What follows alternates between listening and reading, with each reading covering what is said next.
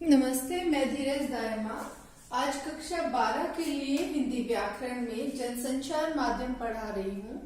इसको केवल 12 कक्षा के लिए ही नहीं, जो कॉम्पिटिटिव एग्जाम होते हैं हिंदी के, जितने भी कॉम्पिटिटिव एग्जाम है वहां पर भी, क्योंकि ये ग्रामर पोर्शन है तो वहां पर भी काम आएगा।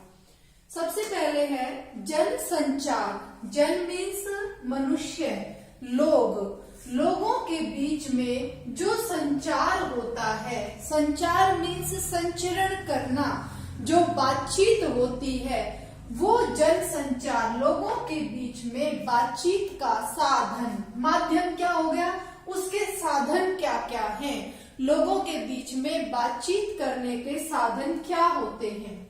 सबसे पहले संचार शब्द जो है वो चर धातु से लिया गया है।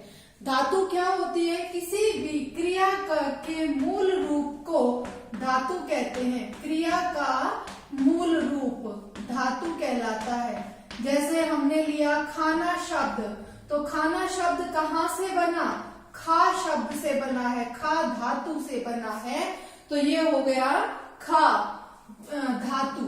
तो किसी भी क्रिया के मूल रूप को धातु कहते हैं और संचार शब्द चर धातु से बना है। इसका अर्थ होता है चलना, यानी कि संचरण करना।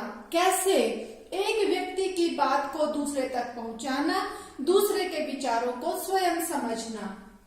संचार प्रमुख संचार शास्त्री हुए हैं विल्बरश्रैम। उनके अनुसार संचार अनुभवों की साझेदारी है। व्यक्ति का आपस में बातचीत करना अनुभवों की साझेदारी है संचार। और आज का जो मेन टॉपिक इसके बाद में है संचार के विभिन्न तत्व। क्या क्या तत्व होते हैं। सबसे पहले होता है स्रोत, कहाँ से उस संचार को लिया गया। फिर उसके बाद में उसको, जैसे हम व्हाट्सएप मैसेज भेजते हैं या फिर हम न्यूज में सुनते हैं, टीवी पर न्यूज सुनते हैं, इंटरनेट पर न्यूज देखते हैं, और समाचार पत्र से हर अलग अलग जरिए हैं समाचार को प्राप्त करने के लिए। तो उसमें सबसे पहले तत्व क्या आता है, स्रोत। स्रोत मतलब कहाँ से वो न्यूज, वो समाचार लिया गया है, उसे हम कहेंगे स्रोत।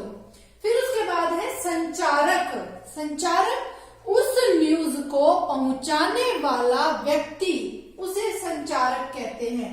तो एक से दूसरे को समाचार पहुंचाना, देश विदेश की खबरें, आसपास के जगह की खबरें, उनको एक से दूसरे तक पहुंचाना।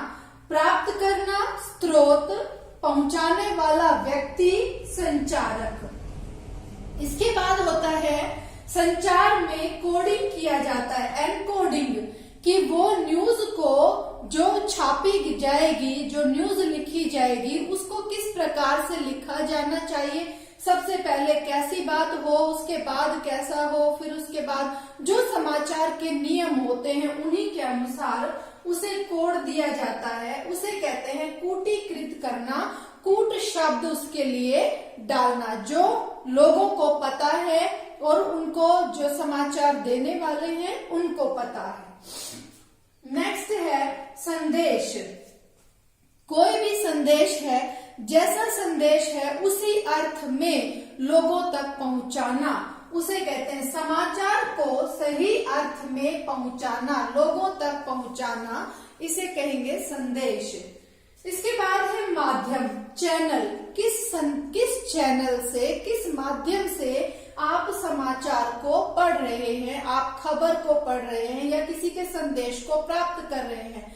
आप यहाँ ये वीडियो देख रहे हैं तो आप किस माध्यम से इसको प्राप्त कर रहे हैं। आप समाचार या कोई भी, ये समाचार नहीं है, लेकिन ये एक पढ़ाई का जो साधन है वो आप तक कैसे पहुंच रहा है, वो माध्यम क्या है।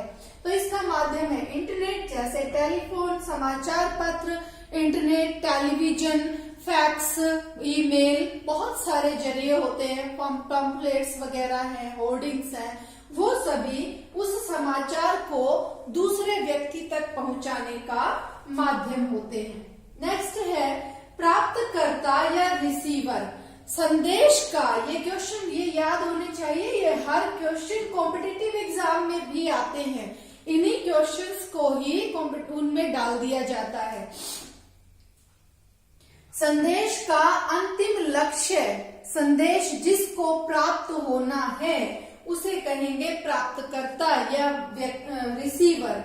क्वेश्चन बन सकता है कि संदेश का अंतिम लक्ष्य कौन होता है, तो प्राप्तकर्ता या रिसीवर होता है। और लास्ट होता है फीडबैक, समझकर प्रतिक्रिया व्यक्त करना। जैसा जो न्यूज भेजी गई है, जो समाचार भेजा गया है, उसको उसी रूप में समझना और उसको खोल के देखना और अपनी प्रतिक्रिया व्यक्त करना सफलता का संदेश, कि ये जो न्यूज जिस अर्थ में भेजी गई थी, जो समाचार उसी अर्थ में ही उनको प्राप्त हुआ है। ये जन संचार माध्यम है, जरूरी नहीं है कि ये केवल समाचार ही हो। जन संचार में सभी प्रकार की बातें आती हैं। कोई भी बात जो हमारे मन के भाव हैं वो हम दूसरों तक कैसे अभिव्यक्त करते हैं। आज के लिए इतना ही, मिलते हैं अगले वीडियो में। धन्यवाद।